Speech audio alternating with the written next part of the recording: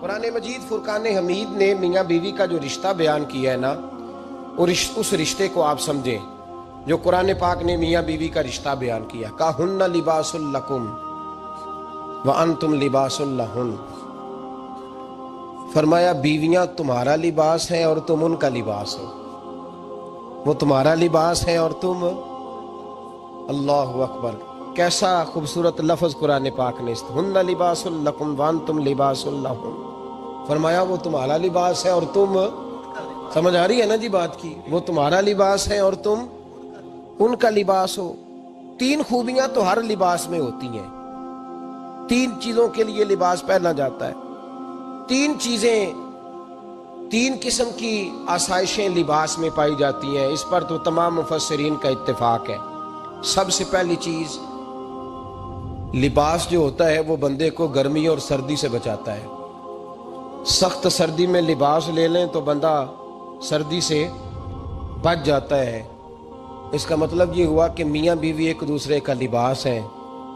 اگر بیوی کی طرف کوئی تکلیف آتی ہے تو میاں اس کو بچاتا ہے، اور اگر میاں کی طرف کوئی تکلیف آتی ہے تو عورت اس کو بچاتی ہے۔ میاں بیوی ایک دوسرے کا لباس ہے۔ لباس کیا کرتا ہے؟ لباس آدمی کے عیب چھپاتا ہے، اس کے وجود پر کتنے دھبے ہیں، کتنے نشان ہیں، وہ سارے چھپا لیتا ہے لباس۔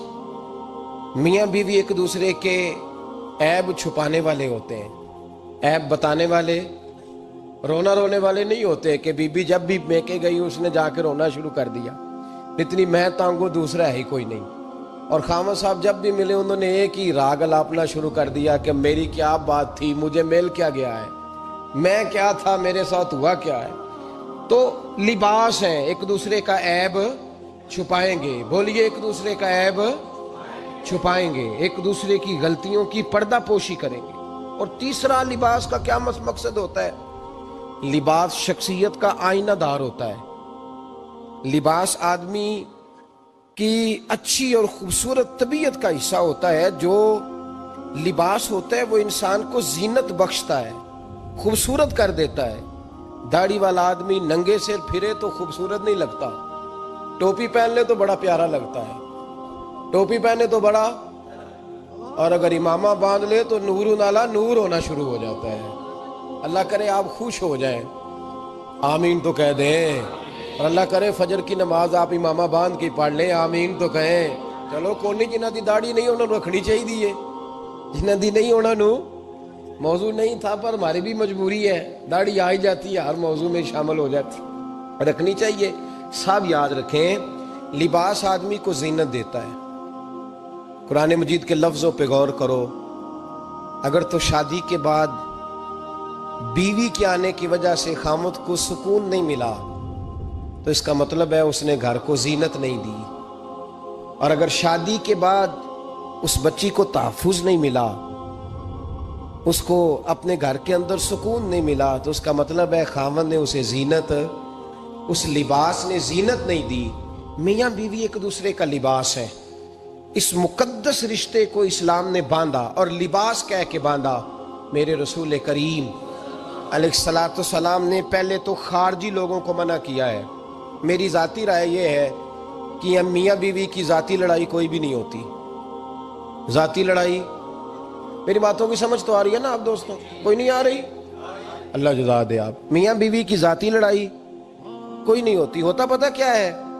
لڑکے سے پوچھیں کہ بتائے جناب کیا حال ہے، تو کہتے ہیں بیوی میری صحیح ہے، اس کے گھر والے نہیں صحیح۔ سنا ہے آپ نے بھی کبھی یہ لفظ؟ تو اسی طریقے سے اگر لڑکی سے پوچھیں کہ تیرا کیا حال ہے، تو کہتی ہے خامن تو میرا دھیان رکھتا ہے، اس کی اماں نہیں خیال رکھنے دیتی۔ تو لڑائی جو ہوتی ہے وہ تیسرے آدمی کی وجہ سے ہوتی ہے۔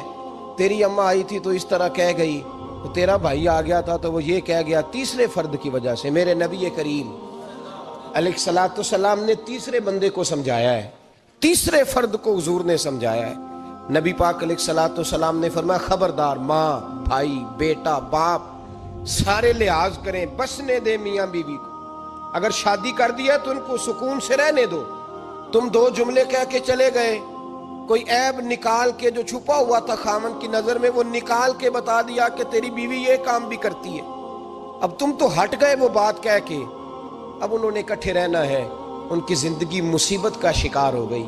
آزمائش میں آ گئے وہ دونوں، ساری زندگی کڑتے رہے، ایک عیب نکال کے لڑکی کے گھر والے لڑکے کا اسے بتا کے چلے گئے تیرے خامد میں یہ عیب پایا جاتا ہے، وہ ساری زندگی کڑتے رہیں گے، تکلیف میں رہیں گے، انہوں نے تو اکٹھے رہنا ہے۔ بتانے والا چلا گیا، میرے رسول کریم صلی اللہ علیہ وسلم فرماتے ہیں لعنتی ہے وہ شخص، لعنتی ہے وہ شخص۔ یا رسول اللہ کون سا؟ فرمایا جو بیوی کو مرد کے خلاف اکساتا ہے اور مرد کو بیوی کے خلاف اکساتا ہے، وہ لعنتی ہے، ملعون ہے، رحمت الہی سے دور ہے وہ شخص۔ انہیں قریب کرنے کی کوشش کر، تو ان کے اندر محبت پیدا کرنے کی کوشش کر۔ میرے نبی کریم علیہ الصلوۃ والسلام نے جب حضرت سیدہ فاطمہ الزہرا رضی اللہ تعالی عنہا اور جناب سیدنا علی المرتضیٰ رضی اللہ تعالی عنہ کی شادی کی تو نبی پاک نے دونوں کے سر جوڑے اور دونوں کے درمیان محبت کی دعا فرمائی، دونوں کے درمیان محبت کی دعا فرمائی۔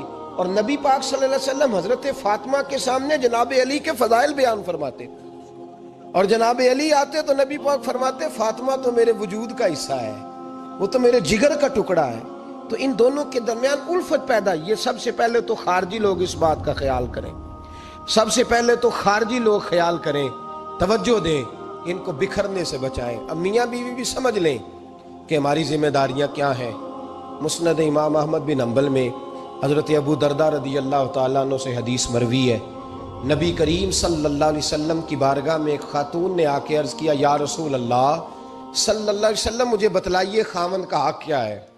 یہ جو حدیث سنانے لگا ہوں نا، یہ بیٹی کو سنانی ہے، جا کے یہ ٹیلی فون کر کے بہن کو سنانی ہے، صرف بیوی کو سنانے کی نہیں ہوتی یہ چیزیں۔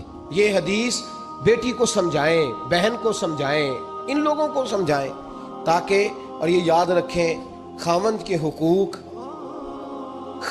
حقوق اگر بچی کے گھر والے اسے سکھائیں نا تو اس کی سمجھ میں جلدی آ جائیں گے، اور بیوی کے حقوق اگر خامند کے گھر والے اس کو سمجھائیں تو اس کی سمجھ میں بات جلدی آئے گی، وہ خیر خواہ سمجھتے ہیں اپنے رشتہ داروں۔ یہ والی حدیثیں ان لوگوں کو سنانی چاہیے جن لوگوں کا بچہ ہے یا بچی ہے، متعلقہ آدمی حقوق بیان کرے۔ جب متبادل چیز کسی کے سامنے آتی ہے تو وہ کئی دفعہ سمجھتے ہیں کہ خلوص اس میں پورا نہیں پایا جاتا۔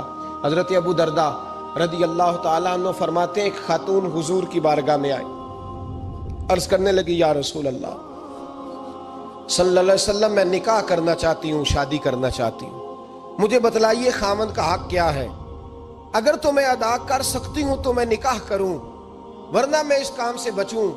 میرے نبی کریم علیہ الصلوۃ والسلام نے فرمایا بی بی اگر خامند کے ناک سے رینٹ نکلے، ریشہ نکلے، پیپ بہے اس کی ناک سے، اور بی بی اپنی زبان سے وہ صاف کر دے تو پھر بھی اس کا حق ادا نہیں ہوتا۔ حضرت ابو درداء کہتے ہیں آنکھ کھول کے اس عورت نے دیکھا تو میرے نبی پاک نے اگلے جملے ارشاد فرمائے، حضور نے فرمایا تو ان باتوں میں حیرت کر رہی ہے، میں اگر خدا کے علاوہ کسی کو سجدے کا حکم دیتا تو میں عورت کو کہتا اپنے خامد کو سجدہ کرے، میں اس کو کہتا یہ کام کرے۔